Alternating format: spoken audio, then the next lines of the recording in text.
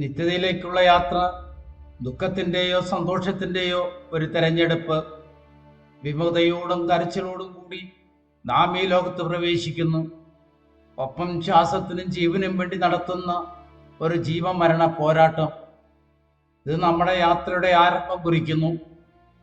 ഒരു ചെറിയ വിത്തിൽ നിന്ന് അതിൻ്റെ പരിപൂർണ ശേഷിയിലേക്കുള്ള ഫലം നൽകുന്ന വൃക്ഷം പോലെ തന്നെയാണ് മനുഷ്യനും. നമ്മുടെ നിലവിലുള്ള അസ്തിത്വത്തിന് നേട്ടങ്ങൾക്കും വിജയങ്ങൾക്കും അപ്പുറം ആഴമേറിയ ഒരു ലക്ഷ്യമുണ്ട്. ഈ ലക്ഷ്യങ്ങൾ പ്രധാനമാണ്, എന്നാൽ അവ മഹത്തായ ഒന്നിലേക്കുള്ള പാതയിലെ നാഴികക്കല്ലുകൾ മാത്രമാണ്. ജീവിതത്തിൻ്റെ യഥാർത്ഥ സാരം പരമേശ്വരനോടുള്ള ബന്ധത്തിനും നിവാസത്തിലുമാണ്. സസ്യങ്ങൾക്ക് സൂര്യൻ പോഷകങ്ങൾ നൽകുന്നത് പോലെ ഈ ബന്ധം നമ്മെ പ്രതിസന്ധികളിലൂടെ നയിക്കുകയും നമ്മുടെ നിലനിൽപ്പിൻ്റെ അർത്ഥം കണ്ടെത്താൻ സഹായിക്കുകയും ചെയ്യുന്നു. ദുഃഖജനകമായ വികാരങ്ങൾ വേദനാജനകമാണ് എങ്കിലും ഇത് ജീവിതത്തെ ഭരിക്കാൻ അനുവദിക്കരുത്.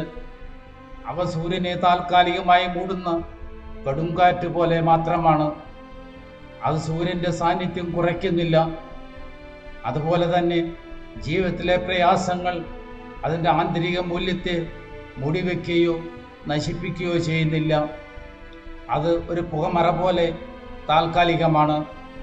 ഭൂമിയിൽ നമ്മുടെ സമയവും സമ്പത്തും ചെലവഴിച്ച് നമ്മൾക്ക് വേണ്ടി സ്മാരകങ്ങൾ നിർമ്മിക്കുന്നതിൽ കേന്ദ്രീകരിക്കേണ്ടതില്ല.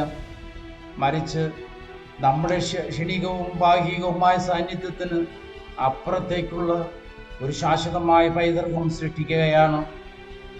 ജീവിതത്തിലെ യഥാർത്ഥ ദുഃഖകരമായത് മരണമല്ല, മറിച്ച് നിറവില്ലാത്ത ജീവിതവും കൂടാതെ കണ്ടെത്താത്ത ഒരു ലക്ഷ്യവുമാണ്.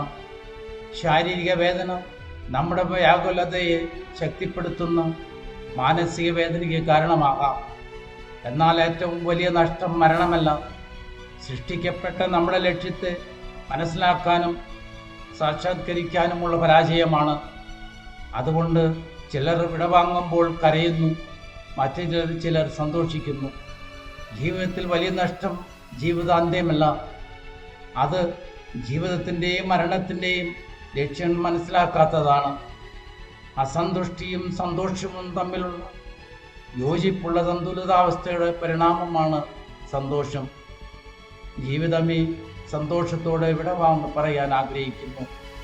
പ്രചോദനാത്മകമായ വീഡിയോകൾക്കായി ഈ ചാനൽ ദയവായി ലൈക്ക് ചെയ്യുക, സബ്സ്ക്രൈബ് ചെയ്യുക, ഷെയർ ചെയ്യുക.